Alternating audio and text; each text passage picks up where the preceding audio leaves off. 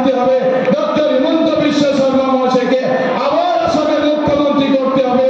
আর সেই লক্ষ্যে শিলচর থেকে ডক্টর রাজদীপ রায় আর উদারবন থেকে শ্রী রাজদীপ গোলা মহাশয়কে নির্বাচিত করবে, সেই বার্তা ইতিমধ্যে আসাম আমাদের মানুষ দিয়ে দিয়েছে।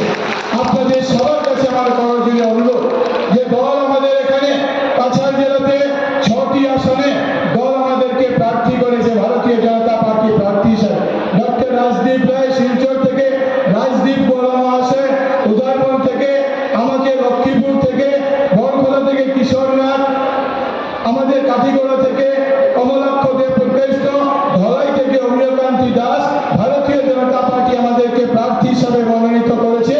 আর সঙ্গে সঙ্গে সুনাই বিধানসভা থেকে আমাদের এনডিএ জোট সঙ্গী এজিপি প্রার্থী করিমউদ্দিন বড়ভূঁইয়াকে নির্বাচিত করেছে।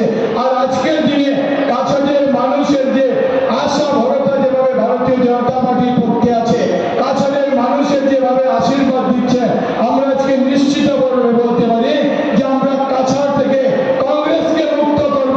কাছাড় থেকে 6টি আসনে বিজেপি, 1টি আসনে এজিপি, পুরো সাথে এনডিএ প্রার্থীদেরকে নির্বাচিত করে আমরা যাতে আমাদের আসামের তৃতীয়বার বিজেপি সরকার হয়, সেটা যাতে আমরা সুনিশ্চিত করতে পারি। আজকের দিনে গৃহমন্ত্রীজির বক্তব্য আমরা সবাই এখানে শুনবো। আর সবাইকে আজকে এখানে বেশি সংখ্যায় শিলচর এবং উদারবন্দের